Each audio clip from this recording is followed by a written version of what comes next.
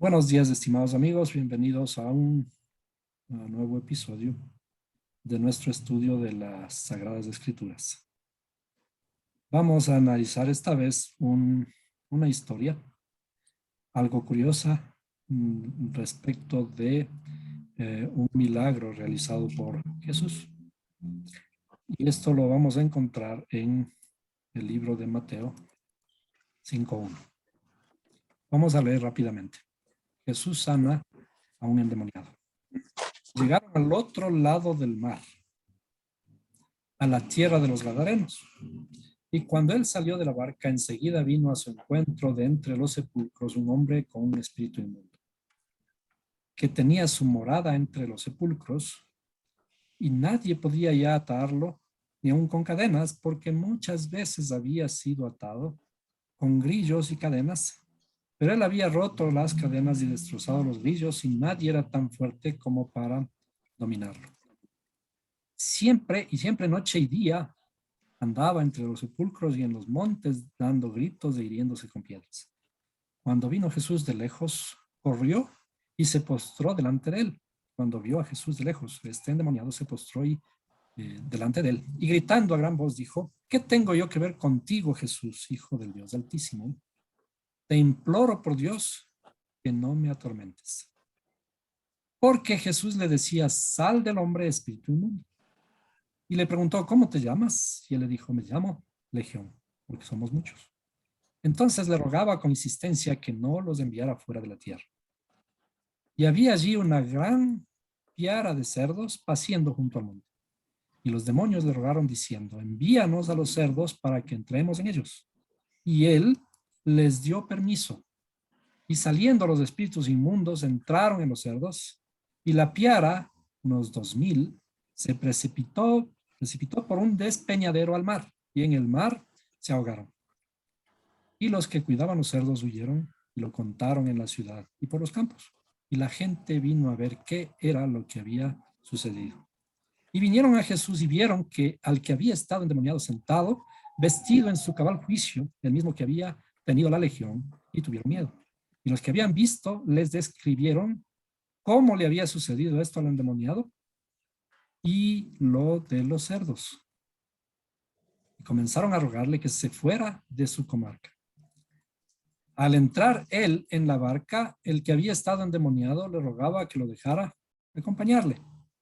Pero Jesús no se lo permitió, sino que le dijo: vete a tu casa, a los tuyos, y cuéntales cuán grandes cosas el Señor ha hecho por ti y cómo tuvo misericordia de ti.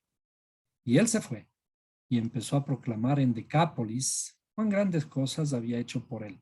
Y todos se quedaban maravillados. Esta es una historia relatada aquí por Mateo, y quisiera compararle rápidamente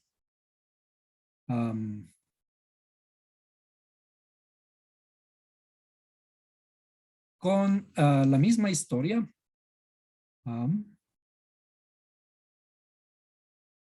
pero en Mateo 8:28. A ver, yo estaba hablando mal, era Marcos, el libro de Marcos 5:1, pero ahora vamos a leer el libro de Mateo 8. El libro de Mateo 8.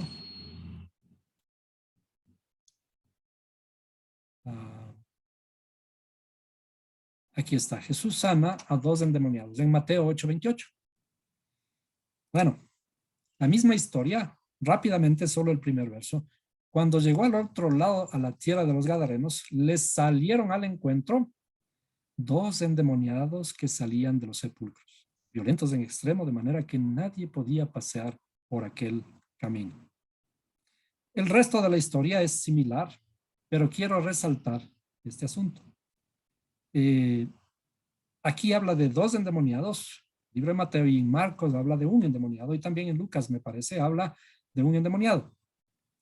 ¿Por qué hay una discrepancia entre los evangelios? Estas discrepancias ya hemos visto también en otra historia del relato de la muerte de Jesús. Cuando van a verle las mujeres, en uno de los relatos dice que vieron a un ángel Otro relato dice que estaban dos ángeles, uno sentado al pie y otro a la cabeza de donde había estado Jesús. Cuando vemos este tipo de aparentes discrepancias entre los evangelios, no debemos, no debemos irnos a resolver este dilema por el lado de del detalle de la historia, de la veracidad de la historia. Por el contrario, cuando vemos este tipo de detalles, el uno relata un ángel, el otro relata dos ángeles, nos están dando pistas de que en la historia hay algo más. Por eso he señalado estas dos versiones, tanto de Marcos como la de Mateo, en la que hay una discrepancia de lo que relatan acerca del endemoniado o los endemoniados. Sin embargo, la historia en realidad tiene una historia dentro de la historia. Cuando en los evangelios o cuando en la Biblia, en toda la Biblia, cuando en el Pentateuco, en la Torá, se relatan cosas que parecen medias imprecisas, cuando hay ciertos datos, ciertos números, estos nos deben llevar a un análisis sesudo, a encontrar ciertos datos que contiene la historia más allá de la historia. Es decir, ¿para qué está escrita esta historia? La historia del endemoniado o los endemoniados gadarenos, para darnos fe o veracidad, para contarnos acerca de que Jesús podía realizar milagros. ¿Debería ser ese el interés? Si bien sabemos que él era un hombre muy espiritual, el Hijo de Dios, tenía que tener ciertos poderes. ¿Por qué tenía que él mostrar sus poderes de esta forma? Si él tenía los poderes en la forma que él los tenía, debía, por ejemplo, dedicarse a sanar a todos los enfermos de una sola en su pueblo. Pero de alguna forma se muestra poco a poco, dándonos a entender ciertas historias, pero estas historias contienen cierta otra información más que tenemos que analizar. Entonces, por ejemplo, vamos a comenzar. Para tener una idea, veamos el mapa en el que estamos revisando esta historia. El mapa es, esta es la tierra de Israel de ese tiempo, y justamente vemos al final de la historia que Decápolis está relacionada con toda esta área grande que está al margen derecho del Jordán. En la tierra de Israel, en los tiempos de Jesús, estaban únicamente dos tribus asentados allí. Las 12 tribus, de las 12 tribus que Israel tenía, cuando vemos en los relatos del Éxodo, etcétera, son 12 tribus, las tribus que se asentaron en la tierra de Israel. Pero de esas 12 tribus que fueron repartidas aquí con todos en estos territorios, finalmente fueron llevados al exilio las 10 tribus del norte, conocidas como la Casa de Israel. La Casa de Israel comprende todo este territorio de Samaria, de Nazaret, Capernaum, Galilea, y todos estos sectores, lo que se conoce aquí como Decápolis. También porque también habían aquí tribus que estaban asentados en estos lugares. Y la tribu de Judá y la tribu de Benjamín estaban en el sur, lo que se conoce como la Casa de Judá. La Casa de Judá comprendía dos tribus. En alrededor de 700 años atrás, antes de la venida de Jesús, estas 10 tribus del norte habían sido enviadas al exilio y desde allí no han vuelto todavía. Hasta el presente no se conocen dónde están. Están diseminadas por el mundo. Y naturalmente hay una profecía en los escritos de lo que llamamos Antiguo Testamento que dice que estas 10 tribus tienen que regresar a Israel. Y esta profecía todavía no se ha cumplido. Los que regresaron a la tierra de Israel eran los judíos, la tribu de Judá y la tribu de Benjamín, que estaban asentados aquí en Jerusalén y los territorios del sur. En los tiempos de Jesús, cuando él andaba por Samaria, nosotros vemos esos relatos de que los judíos no se llevaban con los samaritanos. ¿Por qué no se llevaban con los samaritanos? Porque los consideraban, los judíos, les consideraban gentiles. Es decir, estos que quedaron, este remanente que quedó aquí de las 10 tribus, se habían mezclado con las tribus gentiles, con los pueblos gentiles. Y en razón de esto había una enemistad entre los samaritanos y los judíos.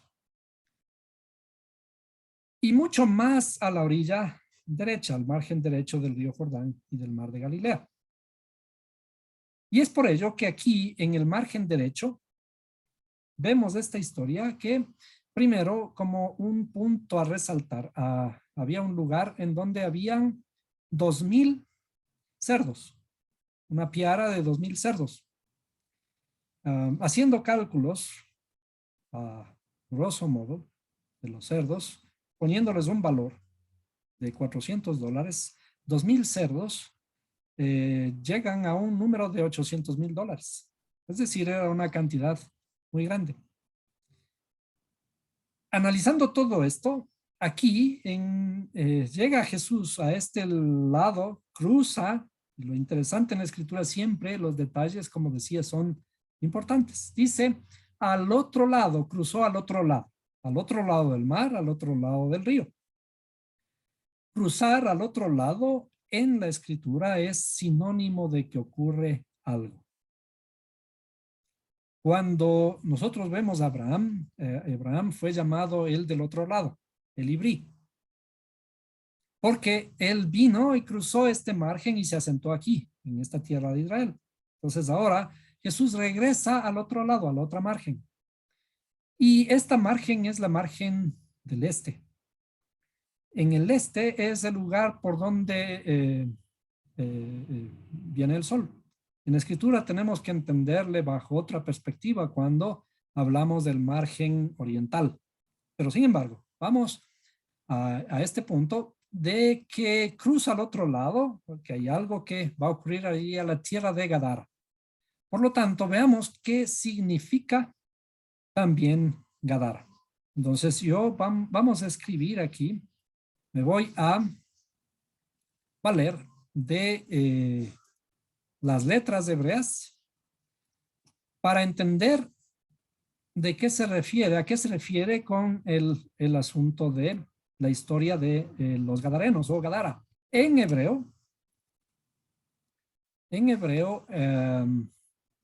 Gadar se escribe así. Vamos a hacerle más grandecito. Gadar. Esto es Gadar.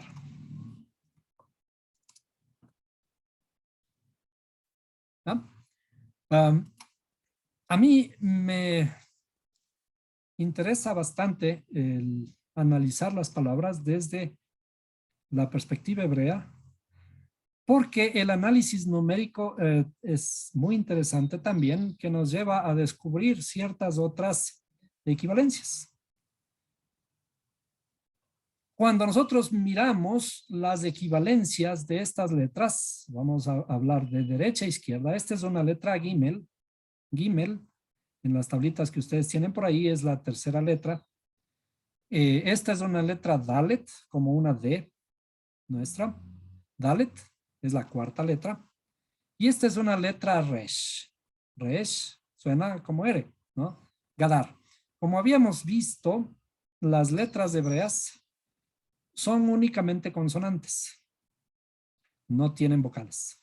Por eso entonces sería aquí la G, la D y la R en nuestro equivalente. Ahora, si nosotros revisamos la Gimel, la Dalet y la Resh, vamos a nuestra tabla de equivalencias en el documento que les había pasado antes. Y tenemos aquí la letra Gimel tiene un valor 3. La letra Gimel. Luego la letra Dalet tiene un valor 4. ¿Sí? Y ahora vamos a ver la letra Resh. La letra Resh tiene un valor 200. Entonces, utilizando estas equivalencias, vamos a hacer lo que se conoce como gematria. Gematria es la numerología hebrea. Entonces, vamos a poner estos valores de gematria por aquí. ¿Sí? Y les vamos a poner. Decíamos, la letra Resh, comenzando desde la izquierda, sería 200. La letra Dalet, 4. Y la letra Gimel, 3. Entonces, esto nos da un valor de 207. Y cuando hacemos estos análisis, es siempre interesante encontrar una equivalencia. ¿Qué otra palabra equivale a 207? Y la palabra que equivale a 207 la vamos a escribir aquí. Entonces, voy a tratar de escribir en hebreo la letra Aleph, la letra Vav y la letra Resh. ¿Sí? Y esto suena o es la palabra Or, que significa luz en español. Es decir, en la misma forma que hemos encontrado el valor numérico de Gadar, vamos a hacerla con las letras hebreas de Or para encontrar una equivalencia. Entonces vamos Aleph, Vav y Resh. Entonces esto, veamos qué ocurre con las letras. Aleph, la letra Aleph vale 1. La letra Vav, que es esta de aquí, vale 6. Y nuevamente la letra Resh vale 200. Entonces 1, 6 y 200. Esto vamos a escribir aquí. ¿Sí? Vamos a escribir 1, 6 y 200, que sería al revés 200, 6 y 1. ¿Sí? Y esto también nos da un valor de 207. 207. ¿Qué significa esto? Cuando analizamos de esta forma las palabras, decimos que hay una cierta equivalencia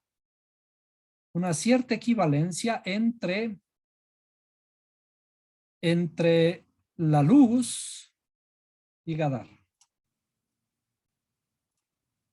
Aquí, en esta historia, cuando se relata una historia acerca del Gadareno, el Gadareno es, ¿cómo se dice en hebreo Gadareno? Si Gadar es el lugar, entonces este sería un Gadarí. Y si es que escribimos este Gadarí, tendríamos que añadir aquí una letra Yud. Una letra Yud que vale 10. Si vale 10, este valor pasaría a ser 217. Y cuando tenemos un valor de 217, y le voy a poner por aquí, vamos a ver. Le vamos a poner por aquí este valor de 10. ¿Sí? Si es que le añadimos el valor de 10, ahora Gadarí sería 217. Y hay unos truquitos en el lenguaje hebreo, por eso es muy interesante este análisis. en los que tenemos que ir sumando los números. 2 más 1 y más 7, que es igual a ¿qué? 2 más 1 más 7 es igual a 10. ¿Cuál es, a qué se refiere con los 10? Los 10 se refiere a los 10 mandamientos, a la ley. Y por eso encontramos en los Salmos cuando David dice, lámpara es a mis pies tu palabra y lumbrera a mi camino. Entonces, este número confirma que este Gadarí, de alguna forma, hay una relación con la luz.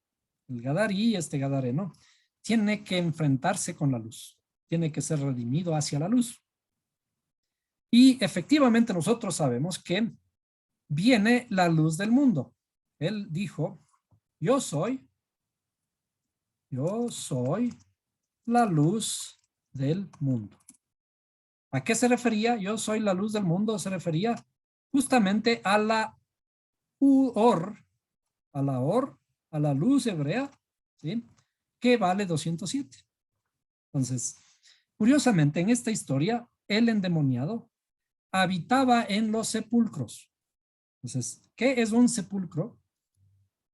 Un sepulcro es un lugar en donde estaban los muertos. Entonces, se les entierra a los muertos, ¿no es cierto? Y en ese tiempo, ¿cómo se les enterraba a los muertos? Los muertos se les enterraba en cuevas. Por eso, cuando le enterraron a Jesús, fueron a buscar una cueva y le pusieron allí. Entonces, este endemoniado vivía en cuevas y en la cueva hay oscuridad. Entonces, en realidad, cuando encontramos estas equivalencias del mismo número, se refiere a estos cambios de extremo, se refiere a la relación que existe entre la luz y la oscuridad. Este endemoniado o los dos endemoniados, ¿sí?, vivían en la oscuridad. ¿Qué es vivir en la oscuridad? Vivir en la oscuridad, si sabemos que nosotros vivimos en la luz, vivir en la oscuridad es vivir en la ignorancia. Este mismo lugar de oscuridad es muerte. ¿Por qué es muerte? Veamos lo que dice también las escrituras respecto de nosotros. ¿Sí? En Efesios 2.1, veamos lo que dice el libro de Efesios 2.1. Vamos a Efesios 2.1. Y dice, Él os dio vida a vosotros, que estabais muertos en vuestros delitos y pecados. ¿Quiénes estábamos muertos en nuestros delitos y pecados? ¿Sí?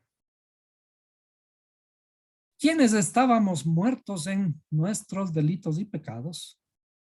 Cuando la Biblia habla de muerte, habla de la oscuridad, habla de estar alejados de Dios. Nosotros estábamos muertos. Y por eso también dice, levántate de entre los muertos, ¿sí?, y te alumbrará Cristo, te alumbrará la luz. Entonces, en la escritura tenemos que encontrar este sentido interno de los escritos, un sentido alegórico. Cuando habla de muerte, está hablando de nuestra muerte espiritual. Un endemoniado es justamente aquel que está en la oscuridad. ¿Quiénes están o quiénes estamos en la oscuridad? Estamos en la oscuridad cuando somos unos ignorantes, cuando desconocemos. Cuando desconocemos, nuestro mundo interno, en nuestro mundo interno habita la oscuridad y por lo tanto habitan los demonios. Los demonios son oscuridad, falta de sabiduría. Los demonios son nuestras prisiones internas. Los demonios son nuestros traumas, los que nos empujan a cometer cosas malas, equivocadas. Nos impulsan a ser malgeñudos, nos impulsan a cometer errores, nos impulsan inclusive a cometer robos, asesinatos, etc. ¿Por qué? Por ignorancia. porque no conocemos, no conocemos a la luz. Eso es venir a Jesús. Venir a Jesús es venir a la luz. Por esto, cuando el endemoniado llega a Jesús y vemos que se postra ante Jesús, le ruega, le reconoce y le ruega y dice, no me atormentes. La luz, ¿qué es lo que hace cuando una luz entra a un lugar que está en oscuridad? Imaginémonos que vamos a entrar a una casa que está completamente a oscuras, cerradas las cortinas, cerradas las puertas, la hemos abandonado. Y cuando regresamos, ese lugar está lleno de bichos, lleno de ratas. Y cuando comenzamos a abrir las cortinas, esas cortinas dejan entrar la luz y comienzan todos esos bichos y todas las ratas a salir huyendo. Eso es lo que en otras palabras ocurre allí. Los demonios le dicen, somos legión. ¿Por qué somos legión? De hecho, en realidad, legión implica de que es una traducción romana, al estilo romano. Y nosotros conocemos, deberíamos saber que todo esto es una historia de un pueblo hebreo. Y por lo tanto debería nombrarse de otra forma. Debería decirse miríadas. Es como la forma en cómo se conforman los ejércitos en Israel, por miles y miles de miles. Entonces, este demonio le dice, somos miríadas o somos legión. Y cuando le reconocen a la luz, le dicen, permítenos que vayamos a habitar a esos cerdos, a unos cerditos, a una piara de cerdos que estaban por allí. Pero habían alrededor de 2000 cerdos. ¿Quién era dueño de los cerdos? Era con seguridad algún habitante de por allí, un gentil, porque un judío no puede comer cerdo y por lo tanto no se dedica a la crianza de cerdos. Habían unos 200 cerdos y los demonios le dicen, le piden a Jesús, déjanos salir a esa piara de cerdos. Entran los demonios en los cerdos y estos cerdos que estaban aquí, dice, se volvieron locos y corrieron y se lanzaron al mar. Por un precipicio cayeron al mar y allí se murieron los 2000 cerdos. Entonces vamos a poner aquí 2000 cerdos, 2000 cerdos que se lanzaron al mar y allí murieron los cerdos. ¿Qué ocurrió con los demonios? Los demonios salieron del endemoniado, se meten a los cerdos. ¿Cuántos minutos tardaron los cerditos en volverse locos, correr todos en la misma dirección y lanzarse al mar? Habrán sido unos 20 minutos, una media hora, cualquier tiempo que haya sido. Encontraron el camino hacia el mar, se lanzaron y murieron aquí los cerdos. ¿Y qué ocurrió con los demonios? Si los cerditos se murieron, ¿los demonios también? ¿O los demonios fueron a buscar otros cuerpos a quien meterse? Entonces, analizando la historia, si bien Jesús hace un bien sobre un endemoniado que tiene una legión de demonios allí, al decir legión, a lo mejor eran 2000 para que cada demonio entre en un cerdo. Y así tienen uno a uno en donde salir. Pero en realidad la historia se trata de la revelación de la luz. La revelación de la luz a un endemoniado o a cada uno de nosotros. ¿Qué son los demonios? Dijimos, los demonios son nuestras oscuridades. De todo tipo, todo el tipo de oscuridades que nosotros tenemos, nuestras maldades, nuestras opresiones, nuestra ignorancia que nos tiene oprimidos por ignorantes, porque ignoramos, nos portamos mal y cometemos toda clase de tonterías. Entonces, estos endemoniados en realidad somos nosotros. Y cuando viene Jesús, estos demonios salen de nosotros. Porque la luz cuando entra, ¿se acuerdan que Jesús dice, yo estoy a la puerta y llamo? El que abre la puerta, yo entraré a él y cenaré con él y él conmigo. Es decir, la luz del mundo entra a nuestra interioridad. Por lo tanto, ¿qué debe salir de nuestra interioridad? Tienen que salir los demonios. Y esos demonios tienen que irse a algún lugar. La historia está relatada aquí que se fueron a unos cerditos. Cerdos. Bien. Estos cerdos en la escritura significan o tienen el símbolo de las costumbres o la religión. ¿Qué hacemos? ¿Por qué hacemos cosas?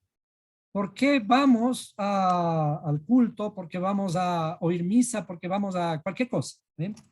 Los cerdos simbolizan nuestras costumbres. A veces hacemos cosas por costumbre. Y esas costumbres no entendemos. La religiosidad es una costumbre. Y lo que nosotros tenemos que hacer es utilizar la religiosidad como un punto de apoyo. Por eso Pablo dice que la ley fue mi ayo, mi tutor, mi punto de apoyo, para que yo pueda ahora conocer la luz maravillosa del Mesías. Entonces, las costumbres, la religiosidad, simbolizan a estos cerdos cuando no entendemos lo que estamos haciendo. Hacemos por costumbre, sin entender, y esas costumbres a veces están equivocadas. A esto se le llama los cerdos. Entonces, cuando los demonios salen de nuestra interioridad, se juntan con nuestras costumbres y nuestra religiosidad. ¿Para qué? Para caer. ¿Se acuerdan qué es lo que tenemos que hacer cuando venimos a la luz? Cuando venimos a la luz, le preguntan a Pedro y le dicen, ¿y ahora qué hacemos? Dice, arrepiéntanse y bautícese cada uno de vosotros en el nombre de Jesucristo para el perdón de los pecados. Eso está en Hechos 2:38. Pero en realidad dice, arrepentíos y sumérjanse en el nombre. ¿De quién? El nombre del Creador, en el nombre de su Hijo, de Yeshua, que es el Hijo de Dios, que representa al mismo Creador. Sumérjanse en el nombre para el perdón de los pecados. El nombre, como vimos en una clase pasada, es el conocimiento del camino que nos lleva de la oscuridad a la luz. Un nombre es la revelación de la interioridad, en este caso, de Dios. Entonces, ¿qué debemos? Dice Pedro, sumérjanse en el nombre o bautícense, y esto está religiosamente dibujado en la historia como meterse al agua, porque el mar es agua. Tenemos que sumergirnos en el agua. El mar es su palabra. Entonces vamos a poner aquí la palabra. El mar es su palabra. Aquí. ¿Qué tenemos que hacer entonces? Que sumergirnos en su palabra, o lo que conocemos como bautizarnos, en donde con nuestras costumbres, nuestras malas costumbres, toda la religiosidad que sirvió para algo, sirvió para llevarnos a un punto, pero no de hoy en adelante no debería servirnos, tenemos que lavarlas en el mar. ¿Se acuerdan que la Biblia dice que y tus pecados, si fueren rojos como el carmesí, serán blancos como la blanca lana? Y también dice que él echó todas nuestras cargas al fondo del mar. ¿Para qué al fondo del mar? Fondo del mar significa que tienen que ser lavados, transformados. El agua produce limpieza. Entonces, los demonios, nuestras oscuridades, se juntan con los cerdos con nuestras costumbres y tienen que ser transformadas en el mar. ¿Para qué? Aquí morimos. En el mar morimos y de aquí tenemos que salir para vida. Ya tenemos que volver a la vida. Aquí morimos y luego resucitamos a la vida. Por eso es que, como vimos en el verso que dice, antes estabais muertos en vuestros delitos y pecados. ¿Cuándo estábamos muertos? Cuando estábamos en la oscuridad. Cuando estábamos como este endemoniado, ¿sí? Viviendo en las cuevas en la oscuridad. Ahora hemos sido transformados, hemos entrado al agua para morir juntamente con él y salir a la vida. Por eso dice, levántate tú que duermes y te alumbrará Cristo. ¿Quién? ¿Quién es Cristo? La luz del mundo. Entonces, esta historia va más allá de lo que parece en la literalidad. Porque aquí tenemos un grave problema. Si nosotros somos los dueños de los cerdos, a nadie le gustaría que por más Mesías que sea, venga y me quite toda mi fortuna. Estamos hablando, como dijimos, de aquí de $800,000 en nuestra moneda actual. Y eso es muchísimo dinero. Por ello es que los habitantes de ese lugar de Gadara le rogaban que se vaya, ya ándate. O sea, me imagino y que inclusive no está relatado el hecho de que le decían, no queremos que estés aquí. A lo mejor le insultaron, le mandaron a empujones, quizás. No queremos que estés aquí porque nos perjudicas. Nosotros, ¿qué sacamos con que un endemoniado se haya sanado? Porque a veces inclusive actuamos de esa forma. Si nos quitan todo lo que nosotros tenemos por una sola alma, híjole, que vayan y hagan con otro, pero no conmigo. Entonces, si analizamos la historia, tiene una cierta dificultad en la comprensión de estos cerdos. Ahora, y si los demonios entraron en estos cerdos por 20 minutos, por una hora, quién sabe cuánto tiempo, y luego se murieron en el mar lanzándose los pobres cerdos. ¿Se murieron los cerdos y los demonios? ¿O acaso los demonios no se mueren? Y si no se mueren, ¿a dónde se van? Entonces, la historia literal adolece de ciertas inexactitudes, de ciertas discrepancias. Pero si nosotros analizamos esta historia en la profundidad, la historia dentro de la historia, estamos hablando de la revelación de la luz. ¿En dónde estamos? En la oscuridad. Y por esto aquí Gadar, ¿sí?, tiene una equivalencia con Or, que es luz. ¿Sí? Tenemos que venir a la luz del Mesías, a la luz de nuestro Creador.